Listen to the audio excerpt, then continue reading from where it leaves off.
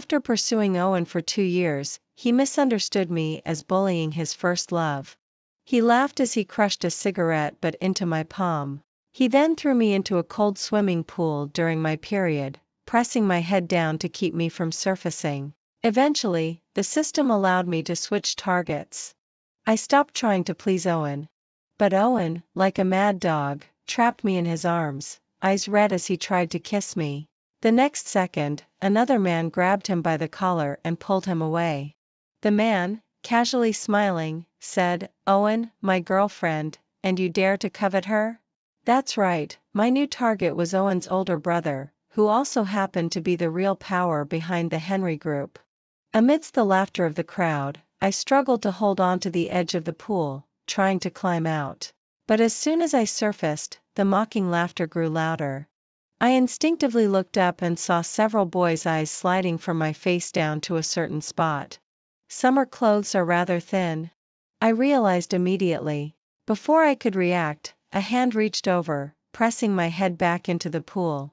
"Everyone, get lost." Owen, still pressing me down, was speaking to the crowd. When I finally surfaced again, only Owen remained by the poolside. I coughed and choked on water. Owen stood above me, hands in his pockets, looking down with a cold, mocking smile. "Aren't you disgusting?" As I tried to hold on to the edge of the pool, he kicked my hand away. Owen squatted in front of me, gripping my chin to face him. "Everyone knows I like Sienna, and you still follow me around every day." He sneered, "Aren't you cheap, Luna? Do you like me that much?" I was silent, unsure of how to respond. Maybe if it were a normal day, I would have answered yes right away for the mission. But now, the cold and the pain from my period left me unable to speak. Seeing that I didn't answer, Owen's smile faded, and he disdainfully pushed me away. After giving me one last look, he turned and left. I finally got out of the pool. After taking a few heavy steps, I collapsed from exhaustion. When I woke up, I was in a hospital bed. The school security had found me passed out and brought me to the hospital. It seemed the system finally took pity on me. "Do you want to change targets?" I pulled up my pale lips. "Yes." Mission to pursue Owen failed. "This is your last chance," said the system. I nodded calmly. If I continued to tangle with Owen, I probably wouldn't have any chances left and would be tortured to death. After a moment, the system spoke again, with a rare stutter. "This time, your target is Lucas." I didn't understand the system's hesitation. Lucas was the head of the Henry Group, the largest in the city, and only 27 years old. He just happened to share the same last name as Owen. Perhaps the system, seeing how badly I was treated while pursuing Owen, decided to show some kindness. "The mission deadline has been extended to give you time to prepare for your final exams. You're allowed to start the mission after your exams." I sighed with relief and smiled sincerely for the first time in a while. "Thank you." In the original world, I had missed my final exams for certain reasons. This was like making up for that regret. On the first Monday back at school, when I appeared at Owen's classroom door with a small cake, everyone seemed to know what was happening. Someone even called out, "Owen, your little follower is here with cake for you again." Through the glass, I saw Owen lounging in his chair, sneering dismissively. "She brings me cake, so what? Tell her to leave." I bit my lip and walked to the front row near the door. "Could you please give this to your class president?" I said, handing over the cake. Instantly, the entire class fell silent. They then turned their gaze to the scowling Owen. It seemed everyone was surprised that I wasn't there to confront Owen. The girl in the front row, stuttering, placed the cake on the class president's empty seat. According to the security guard, a boy from Owen's class had first discovered me passed out. Later, I found out it was Owen's class president. It was only reasonable to come and thank him. Ignoring the curious stares and Owen's intense gaze, I thanked them and prepared to leave. As I took a step out, a loud crash came from behind. I paused and instinctively looked back. Owen, who had been sitting in his seat, was now at the class president's desk, having kicked over the table. The cake fell to the floor, shattered into pieces. Owen, through the crowd, met my gaze with a provocative smile. "Oh, I accidentally knocked over your cake. What will you do about it?" I wanted to shove his head into the broken cake. But Owen was definitely not someone I could provoke right now. Rumor had it that his father was the largest board member of the school. I turned away, ignoring him, and left. Another louder crash echoed behind me. I didn't look back. Recently, I had become a hot topic throughout the school. Luna really seems to not like Owen anymore. When someone came to ask me for confirmation, I quickly nodded to show my resolve. Who would like that messed up, savage pervert? I stopped chasing after Owen and ceased trying to please him. But my actions didn't seem to convince others. They thought I was just playing hard to get. Owen clearly thought the same. It wasn't until after the final exams that I met Lucas for the first time. Owen went crazy. The graduation party was held the day after the exams, and all the performances had already been rehearsed. Our class's final performance was a group choir, and I was chosen to play the piano accompaniment. When I stood in front of the mirror in my evening gown, I was momentarily dazed. The system popped up with a comment. "This dress suits you exceptionally well. You look very beautiful." I managed a smile and said, "Thank you." It continued, "Lucas has been invited to attend today. There's something you need to know in advance." As I stepped out of the dressing room, I immediately felt a wave of low murmurs. I felt a bit embarrassed, my ears burning. But the smile on my lips froze the next second. Owen was standing not far away, seemingly just coming from the baseball field. Holding a baseball bat and wearing a black cap, he seemed to be chewing gum. His gaze was indifferent as he looked at me. He then walked over. "Everyone, get out." No one dared to defy Owen's intimidation. My gown had one shoulder strap. Owen's gaze fixated shamelessly on my collarbone. I frowned, about to leave. "Try leaving and see what happens." The indifferent voice behind me carried a clear warning. "Do you have a problem?" I didn't look at him, feeling a bit impatient. "Well, I heard some rumors recently and came to confirm them with you." Owen casually swung the baseball bat in his hand, then raised it to rest under my chin, lifting my face up. He smiled and asked, "They say you no longer like me. Is it true?" I couldn't figure out his intention, so I answered honestly, "Yes." The baseball bat moved, tapping the side of my face. Though Owen still smiled, his eyes were extremely cold. "Looking for trouble, Luna?" I didn't understand. "Isn't it good that I'm no longer bothering him and Sienna?" He approached me, leaning close to my collarbone. With the bat pressing against my side, I couldn't move. As I clenched my fists, just as I was about to push him away, the class advisor's voice called out for me. Owen halted his actions. He looked at me with heavy eyelids. "Listen, don't let me hear that kind of rumor again. When will this pervert die?" Without saying a word, I pushed him aside and left the room. The performance went very smoothly. Our class even won an award. Since we had already graduated and the class was disbanded, no one cared about the award. So, I volunteered to go up and accept it. The award presenter was Lucas. The man, in a suit, walked confidently up to me. He had a face that could rival anyone's. And, he seemed familiar. I took the trophy he handed to me and said, "Thank you, Mr. Lucas," smiling and showing my dimples. He gave me a thoughtful look and a distant smile. We didn't communicate further until I left the stage. But I wasn't discouraged. After a while, I checked the time and slowly walked to Lucas's seat. Out of the corner of my eye, I noticed a loose piece of metal pipe. The moment it fell toward Lucas, I ran to him. "Mr. Lucas." I threw myself onto him. A sharp pain shot through my back. "Luna." Owen's voice came from nearby. I struggled to open my eyes. Owen ran towards me, his expression one I had never seen before, panic. The next second, I fell into Lucas's embrace and fainted from the pain. With a slight back fracture, I ended up staying at Lucas's house.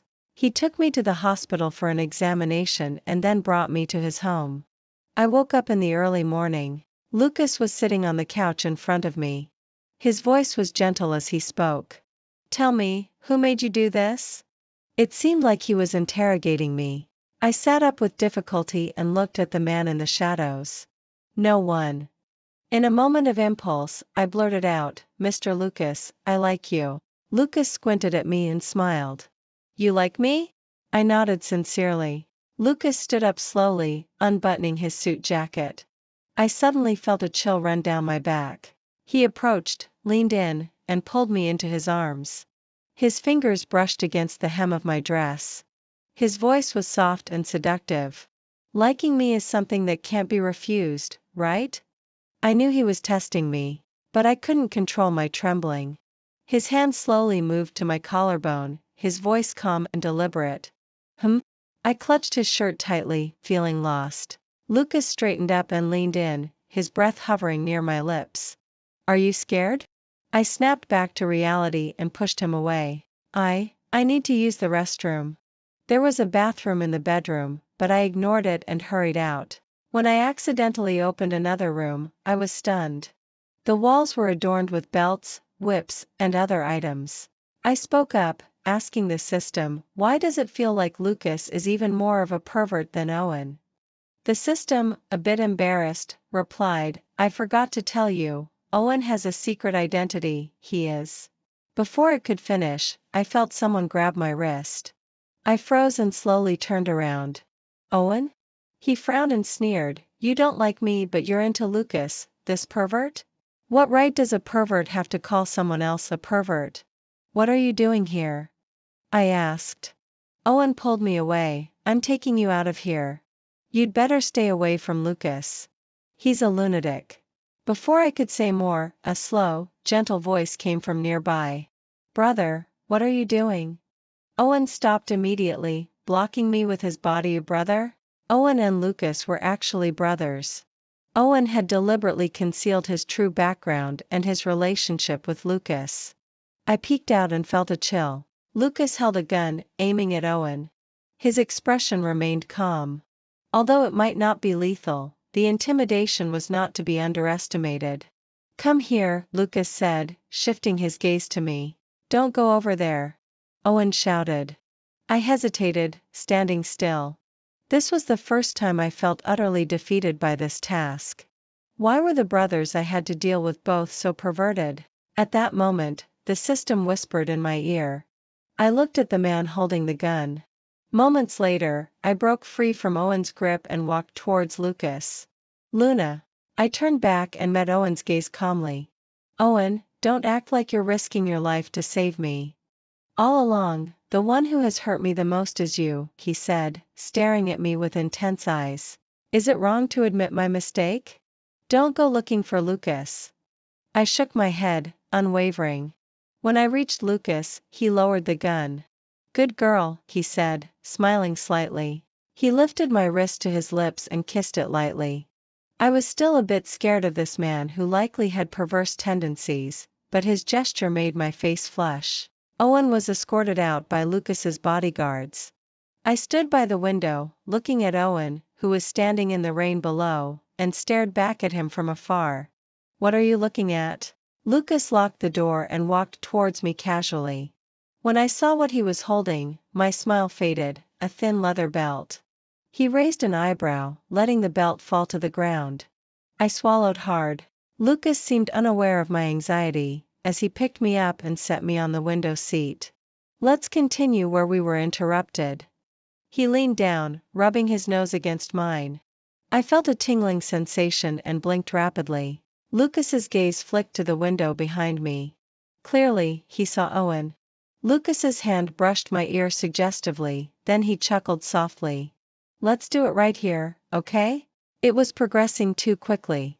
"Lucas." Owen's distant roar echoed. "Just wait. If you dare touch her, I'll kill you." I looked back. The guards carried Owen away, heading out of the community. Lucas watched indifferently. After Owen's figure disappeared completely, Lucas slowly stepped back, creating distance between us. He tossed the belt onto the window seat.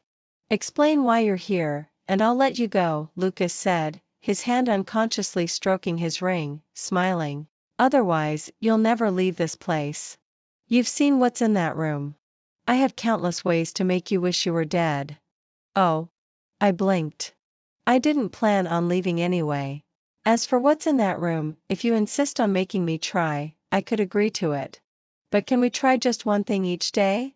Because some things look extremely painful. Lucas stared at me, his eyes narrowing slightly. I jumped off the window seat and walked up to him, looking up at him. The distance was close again, and his eyes were so dark they seemed to have no light. Mr. Lucas, why are you so convinced that my approach to you has an ulterior motive? I said from the beginning, I like you. He lifted his eyes slightly. I met his gaze without hesitation, emphasizing again, I like you, Lucas. That kind of love at first sight. He still didn't believe me, but allowed me to stay. I thought he probably just wanted to understand my true intention. Mr. Lucas, I specially made dinner for you tonight, I said. And I saw the news about your company acquisition tonight. You're amazing. That night, as I lay in bed, I asked a question that had been bothering me for a long time. Why does my favorability increase even when I don't do anything but compliment him? When I was pursuing Owen, I had prepared gifts for a whole week, only to have him discard them casually. Why was there such a big difference between the two brothers? The system didn't understand human emotions. Isn't this a good thing? At this rate, you'll be able to return to your world in no time, it said. Based on his childhood experiences, he's someone who craves love deeply. When you came along and treated him well, it's hard for him not to fall for you, it continued. I was taken aback. The system explained Lucas's background. Lucas and Owen were half-brothers. His birth was far from normal. Lucas's father had forced his mother into having him, and later, he married Owen's mother. Lucas's mother was forced to live apart from them. After years of suffering, she chose to end her life, leaving young Lucas behind. He was later brought back to the Henry group as an illegitimate child. Before Owen's mother died, Lucas never enjoyed the privileges of being the Henry family's eldest son. Under various suppressions, he was in worse condition than the household's maid. The inheritance left by Lucas's father went mostly to Owen. Lucas's current position was something he had fought hard to achieve on his own. No one has ever loved him, the system said. Even his mother saw his birth as a disgrace. You're the first person who approached him without seeking his money or status. It's natural for him to be moved by you. I suddenly felt a pang of sympathy for him. No one had ever loved him, and he thought I was the first. But I was also deceiving him, only doing it for the mission. This feeling lingered in my heart. The next morning, I was still thinking about what the system had said, leading to frequent lapses in concentration. Even when Lucas finished breakfast and was about to leave for the company, I was absent-minded. I'm leaving, Lucas said, buttoning his cuffs. I didn't react. Oh, okay. He stopped and looked at me. What's wrong? I stared at him blankly. Did you forget something? After a moment of thought, I slowly realized and said, Ah? Lucas, holding his suit jacket over his arm, was about to put it on and leave when a sudden laugh broke the quiet atmosphere. Lucas threw aside the suit jacket and walked towards me leisurely. It's okay, I'll help you remember. He tossed the spoon from my hand. Before I could react, he picked me up with one arm. I was so high up. Sitting in his arms, I looked down. Fearing that he might accidentally drop me, I quickly wrapped my arms around his neck. Lucas carried me towards the room filled with indescribable items. I felt nervous. What are you going to do? He gave me a gentle smile but didn't speak. My fear grew. When I saw him enter and pick up the belt, I had a bad premonition. This time, Lucas actually used the belt. He bound my hands to the window seat in the bedroom and then gently stroked my chin. Whenever you remember, that's when you can untie it. What if I need to use the restroom? I asked incredulously. I picked out the most important question from a pile of doubts. Lucas paused for a moment, seemingly considering the question. Soon, he came up with a solution. But it was worse than not solving it at all. When he suddenly picked me up earlier, my shoes had been kicked off in the chaos. I sat on the window seat with my legs dangling. Lucas crouched in front of me, slowly holding my feet in his hands, as if admiring or playing with them. A chill ran down my back. After a long while, his gaze fell on my feet and he spoke softly. "How about I have a foot chain made for you? So you can walk around this room?" His fingers brushed my ankle as he whispered, "Only within this room." His twisted family background had raised him to be quite perverted. In a flash, I remembered his question. "I like you," I said urgently. Every morning before he left the villa, I would confess to him and then ask with a smile, "So today, do you like me a little?" The favorability always rose, but his answer was always no. Today, however, was different. After I asked him again, he unusually didn't answer. "Can you untie this now?" I said quietly, "It's a bit uncomfortable." Lucas finally moved, putting down my nearly numb foot and untying the belt. I swallowed nervously. After the mission was complete, I would be leaving. With Lucas's extreme control issues, I feared he might go mad. But when that time came, I realized I still didn't know Lucas well enough. When Lucas returned from the company in the evening, the sky was overcast, accompanied by occasional rumbling thunder. It was a sign of a coming storm. The rain started pouring heavily, and Owen appeared just then, after over a month. His men took down the bodyguards outside the villa and kicked the door open. Owen's eyes locked onto me directly, chewing gum and smirking lazily. "Luna, I'm here to take you away. This time, he won't stop me." Because of the chaos Owen had just caused, I was flustered and almost burned the soup I had been making for Lucas.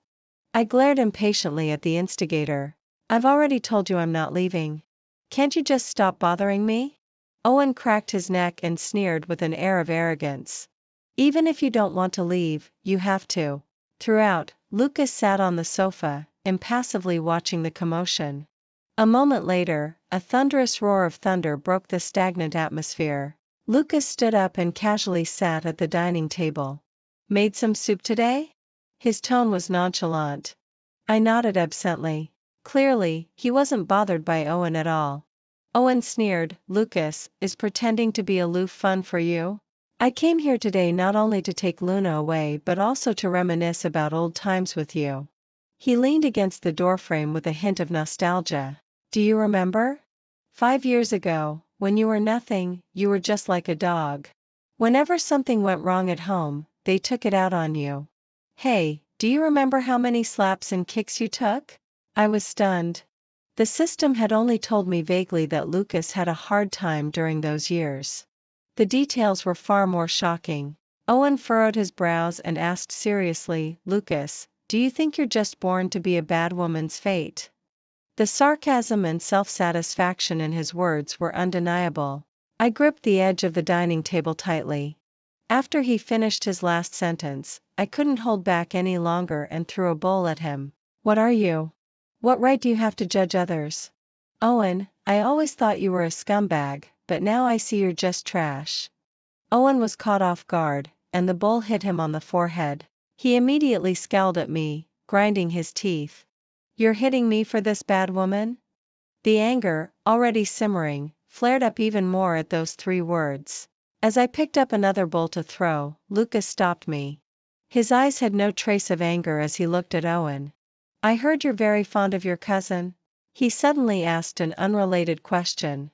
Owen's eyes narrowed sharply. "What do you mean?" Lucas smiled, picked up a tablet, and played a video, pushing it towards Owen. The sound of a woman's terrified screams was piercing. The video clearly showed her being kidnapped. Owen's face turned pale the moment he recognized the girl. He forced a smile. "She's not in the country. The video's editing could be more obvious." Lucas smiled too. "It's in Valencia." Almost as soon as he finished speaking, the once arrogant young man was instantly deflated. The system had mentioned that Owen treated his cousin like a real sister. With a thud, Owen suddenly knelt down without warning. The situation reversed in an instant. After a while, the young man spoke in a hoarse voice. His hands, hanging by his sides, clenched tightly, showing his unwillingness but also his need to submit. "Brother, please save me." Lucas took a deck of cards from the living room and walked leisurely to Owen, squatting down in front of him. I looked at the smile playing on Lucas's lips, filled with interest. I suddenly had the illusion that all of Owen's provocations had been just a clown's performance. The real game was only just beginning. Lucas casually drew a card and held it between his fingers, revealing it. It was the ace of spades. Your cousin's life is in your hands, kneeling before me won't help. Lucas, with the gentlest voice, explained the cruelest game rules. I'll give you 5 chances. If you draw either of the 2 aces, I'll save your sister. If you don't draw either in 5 tries, like this one. Lucas wiggled the ace of spades in his hand. He then took a short knife from a bruised bodyguard and threw it in front of Owen. He said with a smile, or you can let your sister be executed by those people, or you can sacrifice your right hand, and she'll survive. Owen had no choice but to agree. He was prepared for the loss of his right hand. Owen used all 5 chances in just 1 minute. He didn't draw any of the aces. Lucas's smile remained unchanged. Such a pity. He then stood up, walked to the wine cabinet, and poured himself some Glenfiddich, casually watching Owen. The chaotic sound of the storm outside was irritating, growing more intense by the moment. The boy picked up the knife without hesitation. But his slightly trembling hand revealed his fear. He held the knife in the air, his movement abruptly stopping. He looked at me, tugging at his dry lips. Luna, stop looking at me. My emotions were somewhat mixed. Although I always saw myself clearly as an outsider in this world, facing this slightly bloody power struggle for the first time still gave me a sense of unspoken trepidation. I tilted my head slightly, shifting my gaze away. I happened to be facing Lucas. I suddenly realized that, since Owen's appearance, Lucas hadn't looked at me once. But I didn't have time to think much about it, as Owen had already made a move out of the corner of my eye. I tensed up instinctively, but nothing happened. 2 seconds later, I turned around. The tip of the knife was only about 2 centimeters from his hand. The bodyguard had intervened just in time. A sudden light laugh pierced the quiet air. Lucas was casually toying with his glass, his tone nonchalant. Don't mind it, just a joke. As for your cousin, she should already be on her way back home. She's safe. The video was from a few days ago. Lucas had apparently saved his cousin long before. Owen quickly realized this and started frantically searching through the scattered playing cards. His movements halted abruptly as he looked up at Lucas from a distance. The brothers stood in stark contrast, one noble, the other disheveled. The difference was clear. Were you playing me? There were no aces in that deck. Lucas remained noncommittal. From the start, it had all been a setup. Lucas stood at the end of the game, leisurely watching his naive younger brother flail around like a clown. Lucas, you won this time. Owen pushed himself up on his knees, but I don't have to be a fool forever, getting played by you every time. I watched the young man's retreating figure with a slight frown. After some hesitation, I took an umbrella and chased after him. I didn't notice the sound of Lucas crushing the glass behind me. Owen. I called out to him. The young man was soaked, looking somewhat dejected. I took a deep breath and spoke softly. Could you please stop bothering Lucas? Has he done something wrong that you keep opposing him? Owen turned around. You really like him, don't you? You're so biased in his favor? Lucas is just a bastard born of a mistress. Owen spoke with conviction. His existence made my mother's life unsettled until her death. His presence represented my father's unfaithfulness, making a woman who always believed her husband loved her deeply feel profoundly betrayed. Do you know how much she suffered? I waited calmly for him to finish before speaking. Is this Lucas's fault? Could he choose his birth? The wrongdoer is your father, that selfish man who cared only for his own pleasure and was utterly irresponsible. Owen's lips were tightly pressed together, clearly unwilling to accept it. Owen, you're wrong. His mother wasn't the mistress you speak of, she was also a victim in that relationship. The young man in front of me stopped, as if he didn't understand what I was saying. I knew he would look it up himself. I didn't waste more words with him and returned to the villa. Luna. I stopped in my tracks. Do you really not like me anymore? It was such a pointless question. I didn't want to answer and was about to leave when Owen spoke again, his voice low. After my parents died, I was left alone. If you give up on me now, there will really be no one who loves me in this world. I thought, perhaps his first love Sienna went abroad after graduation, and he was settling for me. But unexpectedly, I had already fallen for his brother. Owen, at least you've been loved. But Lucas, at 27, had never felt that. Back in the villa, Lucas was still standing by the wine cabinet, his back to me. The living room was left with just him. Why are you back? Lucas rearranged the disordered bottles without turning around. What? His actions paused, he shook his head and smiled, then turned to walk towards me. You see me once, and you say you're in love at first sight. So what now? Owen was right. I once lived like a dog, even more pathetic than a dog. You saw it yourself just now. My psyche is twisted. Aren't you afraid that one day, out of a whim, I might kill you?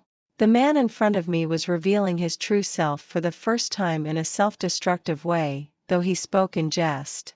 It turned out that Lucas had intentionally not let me avoid it. He had shown me his most genuine self. I suddenly saw through his nonchalant exterior to the insecurity beneath. The system, usually silent, spoke up. He actually hopes you'll stay. I knew. He had been opening up to me in the most extreme way, preparing for my departure. The flicker of hope was very small. As my gaze wandered, it suddenly landed on his slightly withdrawn right hand. Why haven't you treated your wound?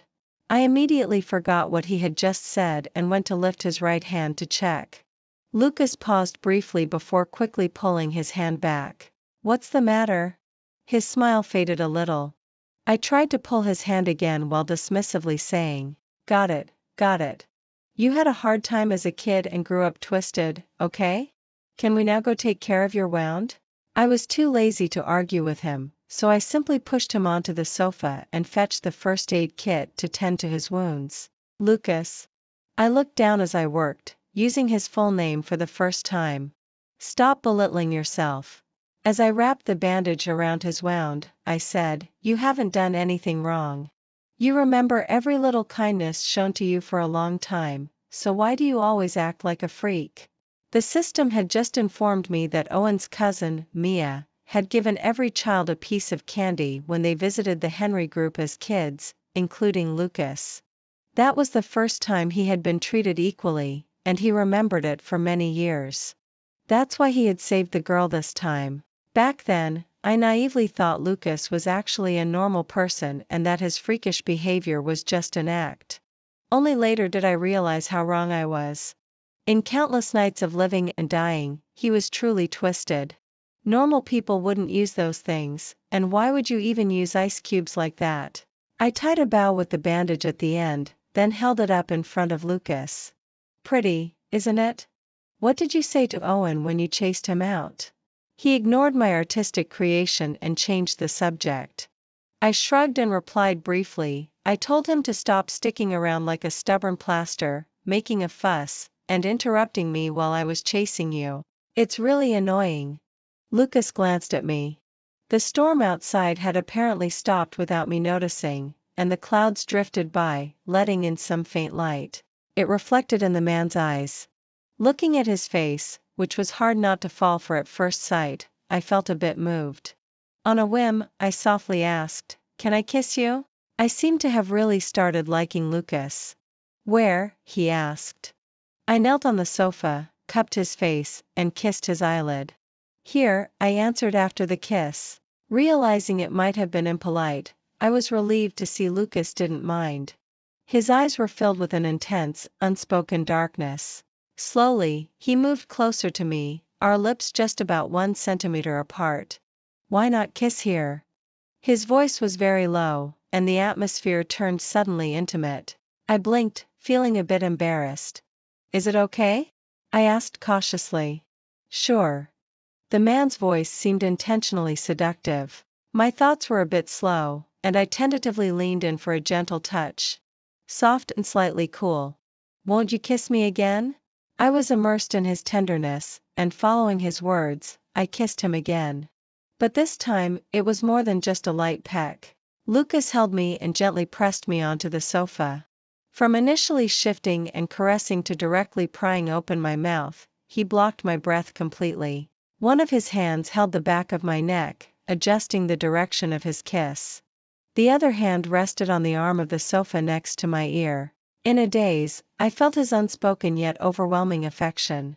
Before I could say anything, Lucas was called away by his assistant to handle urgent documents at the company. He didn't return until evening. By then, I had just finished my bath. He came in with a small box in his hand. As soon as he entered my bedroom, he pressed me against the door by my shoulders. Lucas slightly loosened his tie, then leaned in. I instinctively tried to block him. "What are you doing?" "Going to kiss you." Lucas pulled my hand away and firmly turned my chin. Just before the kiss, he gave a self-deprecating smile, murmuring, "I've been thinking about this all afternoon." As he kissed me, I was suddenly lifted by Lucas. He carried me to the edge of the bed, set me down, and leaned against the headboard. After a moment, Lucas slightly withdrew. I calmed my breathing and went to scold him. "Mr. Lucas, you can't just kiss a girl like that. If we're not officially together, I won't kiss you again." Lucas responded with a nod. Then he took out a silver chain from the box, adorned with tiny diamonds, looking very pretty. He knelt in front of me, lifted my right foot onto his knee, and fastened the anklet around my ankle. In the next moment, without warning, Lucas lightly kissed the top of my foot. He was defining our relationship. "You are mine." I widened my eyes, feeling a sudden tingle in my foot. How could he kiss me and then kiss my foot? As I was stunned, Lucas looked up at me, his brows gentle, with a faint smile on his lips. He spoke softly but with a hint of threat. "You're the one who agreed to stay. If one day you try to run but I catch you, I'll cripple your legs and lock you in this room forever." Maybe only Lucas could turn a confession into a threat like this? What if I die? If I succeed in my task, I would probably have to leave. What would Lucas do then? As soon as I finished speaking, a slight pain shot through my ankle. Ouch! Lucas's grip on my ankle instantly tightened. I looked up, stunned. I had never seen Lucas lose his composure before. He was always calm, usually with a relaxed smile. This was the first time he looked so expressionless, even oppressive, like a storm was coming. I gave a light smile. It was just a casual remark. Lucas looked at me silently. It wasn't until I started feeling uneasy that he softened his expression, speaking in a refined tone. "I hope this is the last time I hear such things. Here he goes with the threats again." He finally released my foot and sat on the edge of the bed, leaning over. I covered my mouth tightly. "No kisses." "Why? You don't remember where you just kissed?" I was adamant about this. "You can forget about kissing me for the next 3 days." Lucas was rarely at a loss. I recalled his earlier threats and shook my fist at his departing back. He deserved it. Once the 3-day limit passed, Lucas had no reservations. After breakfast, he was heading to the office while I was still slowly sipping my porridge. In the next moment, he lifted me by my waist. What was once me sitting on the chair turned into Lucas sitting on the chair with me on his lap. "I'm still eating porridge," I mumbled. "I'm about to leave. Give me a kiss first, okay?" And then, he began showering me with kisses. "All right." I reluctantly opened my mouth and let him kiss me. But the kisses went on for too long. As he kissed, Lucas let me catch my breath for a moment before kissing me again. This went on repeatedly. After Lucas left, I went back to my porridge bowl, which had already gone cold. Gradually, I learned to breathe during the kisses. Lucas sometimes worked until early morning and came back exhausted. I was nearly asleep. Half conscious, I felt Lucas sitting on the edge of my bed, leaning down with his hand bracing the headboard. I instinctively opened my mouth to accept his kiss. Lucas's kisses were rarely urgent or fierce. Like him, they were more about a gentle and effortless strength. Several times, while kissing, I ended up falling asleep. The peaceful days almost made me forget about my task. The system, unable to stand it any longer, spoke up again. Once Lucas expresses his feelings for you genuinely, your task will be complete, and you can go home. The final step was to get Lucas to confess his feelings to me sincerely, and then I could leave. In my original world, I was an orphan, living like a transparent person. It wasn't that I was particularly attached to that world. What I hesitated about was whether Lucas really needed me that much. How strong were his feelings for me? I was gambling with my future. The moment that made me waver was when I met Owen again. The once spirited boy was now a mess. In the morning, after the bar closed, they threw the drunk Owen out. He lay on the ground, mumbling something. Karma. The karma for bullying me. That was my first thought. But I didn't feel any satisfaction. There were no emotions stirring inside me. During the 2 years of dealing with Owen, I had never felt a spark of affection for him. Since Lucas was the last person in the world I was connected to by blood, I still went over. Owen? I crouched in front of him and poked his shoulder. Owen, can you get up? Don't lie in the street. How embarrassing. The lump of mud finally reacted. Luna? I nodded. Get up quickly, what are you lying here for? He shakily stood up. I didn't say much more and was about to leave. Luna, I just don't understand, he said in a dry, resigned tone. Why did you suddenly stop liking me? I really wanted to tell him, I never liked you. But being so candid wouldn't explain the 2 years of my relentless pursuit. The boy in front of me, looking like a stray dog, was completely different from the one 6 months ago. I thought for a moment and gave a vague reply. No girl would continue liking someone who treats her badly. Suddenly, I remembered something and asked him, have you figured out whether Lucas's mother intentionally tried to destroy your family? His lips tightened, and his face immediately darkened. I understood. So you know about it. Owen, you owe Lucas an apology. You knew you misunderstood him but didn't have the courage to take responsibility and apologize. What is there to like about someone like you? Owen's anger flared up immediately. That's my own business. I couldn't be bothered. Lucas's inheritance was deteriorating. With Owen's self-destructive behavior, his time was running out. I left quickly, letting him continue his outburst alone. I was already fuming from dealing with Owen. Back home, Lucas's first question hit me like a bomb. Did you go see Owen? I looked at him and blurted out, are you watching me? The atmosphere instantly became tense. Lucas slowly raised his head and met my gaze. After a long moment, he gave a light laugh and spread his hands. See, you've decided I'm a pervert too. Then why stay? Throwing aside the book he was holding, Lucas stood up and walked towards the study. His expression showed no hint of anger. But he didn't look at me again. The vast living room was left with just me. Even the system seemed to sympathize with Lucas. He takes the same route to the office. He really was just passing by. For someone like Lucas, seeing you with someone you used to like and not interrupting you took a lot of self-restraint, it muttered. You immediately jumped to conclusions about him spying. Luna, you're being really unfair. I was unconsciously picking at my fingers. The feeling of regret almost overwhelmed me. I hurried towards the study and knocked on the door. No one responded. I tentatively pushed open a crack. The man standing by the window didn't react. I breathed a sigh of relief and slipped inside. I'm sorry, Mr. Lucas, I was wrong. I stood behind him and wrapped my arms around his waist. I sincerely apologized and told him that I really liked him. I then recounted everything that happened today with Owen. Lucas didn't react much. He simply said, come here.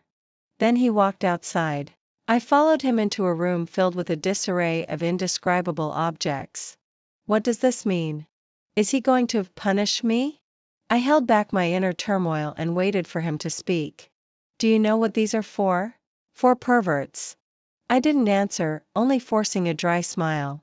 Lucas smiled slightly too, clearly understanding my reaction. He looked at the things on the wall and casually said, they were used by Owen's father. he added slowly, on me. I froze instantly, struggling to understand his words. I looked up at the items again. Setting aside the sordid thoughts in my mind, I saw them as instruments of torture. Owen's lack of responsibility probably inherited from Lucas's father. After Lucas's mother died, Owen's father had wrongly blamed Lucas, believing Lucas had caused her death. For a long time, Lucas endured brutal beatings from his father. Lucas recalled that his father once kicked him the farthest distance of 4 meters, breaking 2 of his ribs. Lucas kept these items to remind himself to be cautious with every step, to avoid falling back into that hellish period. Tears had unknowingly streamed down my face. I buried myself in Lucas's embrace, crying silently. I was grieving for his past suffering and regretting my thoughtless words earlier. I'm sorry, Lucas. He finally held me back. One hand rested on the back of my head, his voice as warm as ever. I think I might be a bit twisted, but if I like you, I'll try to become a bit more normal for you. My crying abruptly stopped. I immediately lifted my head from his embrace and looked into his eyes. At the same time, a chime sounded in my head. The system's voice was devoid of any emotion. Congratulations, host. The task is complete. Please choose whether to leave or stay in the virtual world. 10 seconds to decide. I gazed at Lucas and asked seriously, Lucas, you need me, right? 7. Lucas looked at me silently. Please, answer me quickly. 4. Yes, I need you.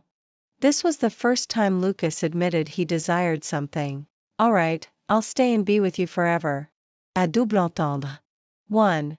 I plunged back into Lucas's embrace. I was betting every day and moment of my remaining life on you. In this world, no one loves you. But I will come for you. I will love you. In a side note, Owen was about to be driven mad. Luna's words kept echoing in his mind, refusing to go away. He knew he had misunderstood Lucas. But with his spoiled temper, he couldn't bring himself to apologize. No responsibility, no responsibility. It was as if Luna was nagging in his ear. I dare to take responsibility. He casually threw on a sweatshirt, drove his bright yellow sports car, and stopped abruptly at Lucas's villa. He pounded on the door, and when the housekeeper answered, she wondered if the kid had a rage disorder. Where's Lucas? Where's Lucas? Finally, Lucas was summoned. As Lucas walked into the living room, adjusting his watch, he asked, Didn't bring your goons today? Lucas's calm smile made Owen feel even more embarrassed. Owen snorted and stared straight at his brother. The loud voice couldn't hide his guilt. I misjudged you before. You didn't do anything wrong. You can get back at me for everything I did to you. He added, I won't fight back or call the police. I'm willingly letting you hit me. Lucas's first reaction was that Owen was deliberately stirring up trouble again. But the boy's eyes betrayed an undeniable shame. Lucas looked at him with derision, like he was watching a clown. After a while, he said, I'm not interested. He didn't make it clear. In reality, he never considered Owen much, let alone held a grudge. But if he said so, Owen would surely throw a tantrum. Owen mistakenly thought Lucas was too disdainful to fight back. He took a deep breath and gave himself 2 hard punches. Lucas. Owen's cheekbones turned red. Remember, Lucas, if you want to vent your frustration, you can always come and hit me. 2 hits are fine too, but once you're done, we're square. Don't make me look like a pushover. Luna had watched the whole scene from the stairway. When Lucas turned around, he saw the girl smiling at Owen's retreating back. Good. The man removed his newly put-on watch. He went to that room, took a belt, and walked slowly towards Luna. Luna. Before she could take more than a couple of steps, someone scooped her up from behind. Lucas locked the bedroom door. He tied Luna's hands together. A dangerous smile played on his lips. Luna, today we're going to play a different game.